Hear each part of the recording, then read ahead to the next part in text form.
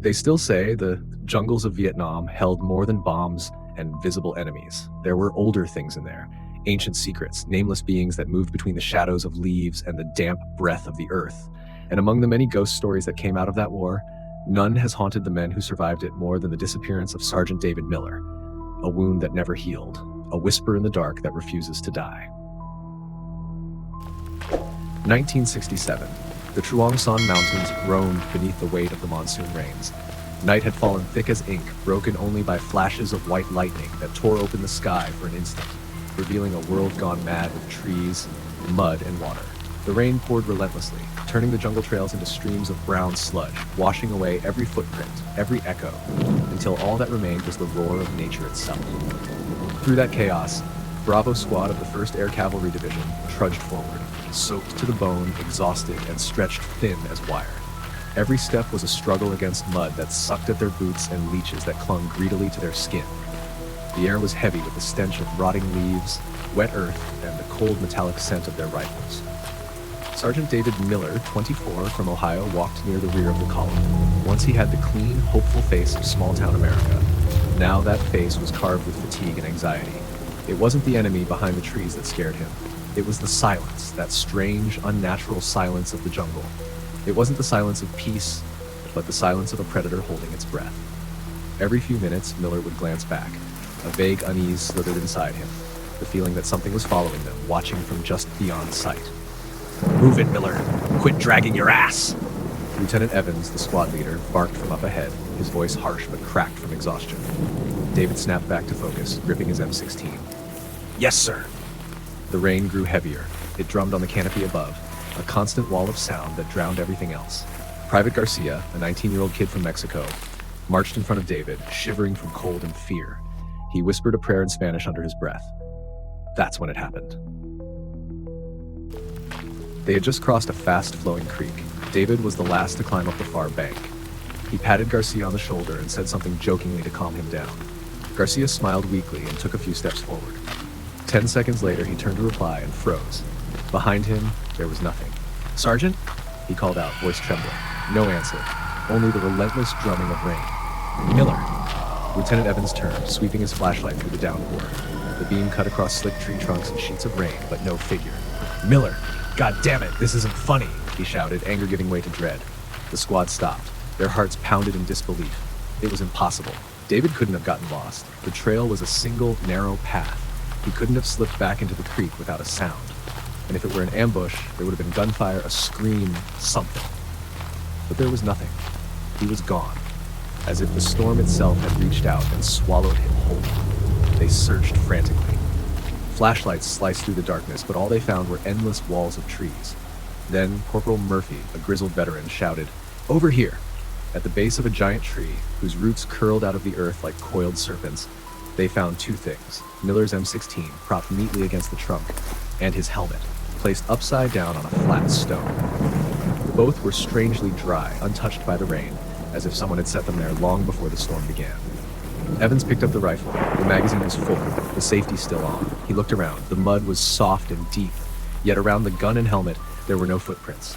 No sign of struggle. No blood. No enemy tracks. Nothing. Sergeant David Miller had simply vanished into the air, leaving behind his weapon and helmet like a silent challenge. And the war's strangest mystery had just begun. Dawn came with a terrible stillness. The rain had stopped, leaving only the occasional drip of heavy water from the leaves. The white mist crept through the trees, making the jungle look ghostly and infinite. Bravo Squad hadn't slept. Fear gnawed at them more than hunger or exhaustion. The disappearance defied everything they knew about war. Headquarters refused to send rescue helicopters, weather too bad, terrain too dangerous. The order was simple: search within 1 square mile. For the men of Bravo, it was a death sentence. Searching for a man in this jungle was like trying to find a single grain of sand in the ocean. Lieutenant Evans, the rational one, tried to keep them steady with logic. Maybe he snapped, he said. A breakdown, dropped his weapon, wandered off, or maybe some kind of BC trap. But even he didn't believe it. No soldier, no matter how broken, would abandon his rifle. And if it was an ambush, why take one man and not the whole squad? They split into 2 teams and pushed deeper into the jungle. Every crack of a branch, every sudden bird cry made them jump. The forest seemed alive, watching. The towering trees and tangled vines formed grotesque faces in the half-light. The silence was thicker than gunfire. By noon, Murphy's team stumbled upon a small village, nearly deserted, just a few crumbling stilt houses and some old people who hadn't fled. They stared at the Americans with a mix of fear and pity. Murphy, who spoke a little broken Vietnamese, tried to ask if anyone had seen a missing soldier. An old man, his skin like dried bark and hair white as ash, pointed a shaking finger toward the misty mountains beyond the forest. He said just a few words, repeating them over and over. Ngup. Ngup but Noroi. The forest took him. The others didn't understand, but Murphy turned pale. He'd heard the stories, local legends told by ARVN troops. Ngup, the forest spirit, half man, half beast. The guardian of the mountains, punishing those who trespassed into its sacred lands. Superstition, they used to laugh. But now it planted a cold seed of terror in every heart. The old man looked at them blankly and said, "Don't look for him. When the forest takes, it never gives back." They ignored the warning and kept searching. But that night, as darkness fell again, the jungle began to speak. It started as a low moan, distant, rising and falling like wind through a cavern. Then it grew louder, stretching into a long, mournful howl that made the earth tremble. It was no animal, they knew. The sound carried grief and rage. Bravo squad huddled close around a small fire, rifles aimed into the blackness. The howl came again, closer. It wasn't a tiger, it wasn't a bear, and it sure as hell wasn't human. It was something ancient, something angry. Garcia began sobbing, clutching his helmet. Even Murphy's hardened face had turned ghost white. Evans tried to shout above the storm in his chest, "Probably just some kind of ape! Hold your ground!" Then, through the howling, came another sound, a scream, a human scream, tearing through the jungle, raw, desperate, unmistakably American. "It's David," Garcia cried. "God, that's Sergeant Miller!" The scream lasted only seconds, then was cut off as if a giant hand had crushed it midair. Silence followed, deeper, heavier than before. No one spoke, no one moved. The faint hope that Miller might still be alive died right there beside the fire. Now, they just wanted to survive the night and get the hell out of that cursed place. No one slept. They could feel eyes, thousands of invisible eyes, watching from the dark. The shadow in the abyss. Dawn on the third day felt like a fragile mercy. Their faces were hollow, their nerves wrecked. Even Evans, usually unshakable, had the haunted look of a man whose reason had cracked. "We head toward the scream," he ordered, voice hoarse but firm. "Whatever happened to him, we find out. We owe him that much." The squad obeyed, out of duty or fear or both. They moved toward the direction they thought the scream had come from, deeper into parts of the Vietnamese jungle no map had ever named. The trees grew stranger there, ancient, massive trunks that would take 3 men to encircle. Vines hung like webs. The air stank of rot and something else, something like old blood. After 2 hours, Murphy suddenly froze. He pointed at the ground. On a cluster of damp leaves was a dark stain, dried blood. Beside it, a torn scrap of American uniform. Their hearts hammered, a trace at last. They followed the blood trail, broken, patchy, as if something wounded had been dragged along. It wound through dense undergrowth and over slippery slopes until it ended abruptly at the edge of a massive chasm. They stopped. The earth simply opened before them, a black wound in the jungle floor. From below came a foul, cold draft and the faint murmur of water far below, like whispers from hell itself. The blood stopped there. "Oh God," Garcia murmured, face pale. They threw him down there. Evans knelt, shining his flashlight into the pit, but the beam was swallowed instantly by darkness. Helplessness and dread washed over him. This was the end of the trail, and of hope. Then the sky began to change. Clouds rolled in, fast.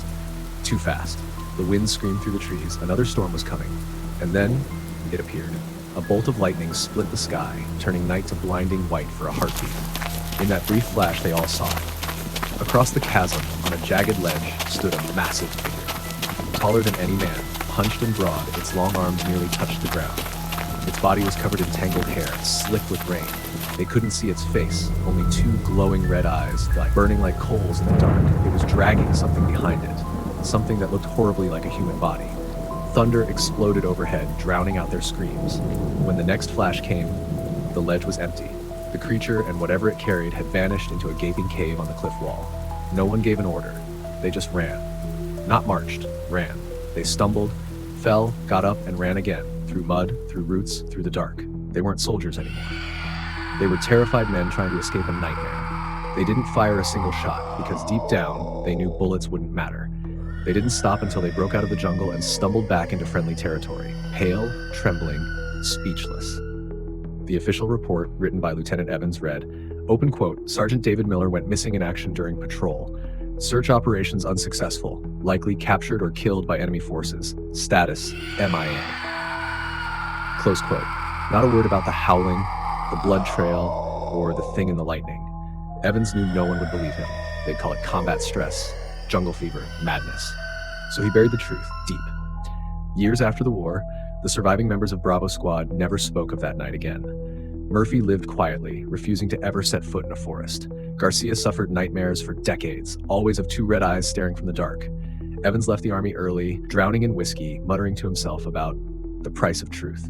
The disappearance of Sergeant David Miller, the American soldier lost in the Vietnamese jungle, became just another line on the endless list of wartime mysteries without answers. But the locals near the Truong Son Mountains, they know. They say the forest has its own laws. Sometimes it demands a sacrifice, and on stormy nights, when the wind howls through the valleys, people still claim they hear a cry echoing from the abyss, part beast, part human, and sometimes faintly in English. No one knows if it's true, only that the jungle took a man once and has kept its secret ever since.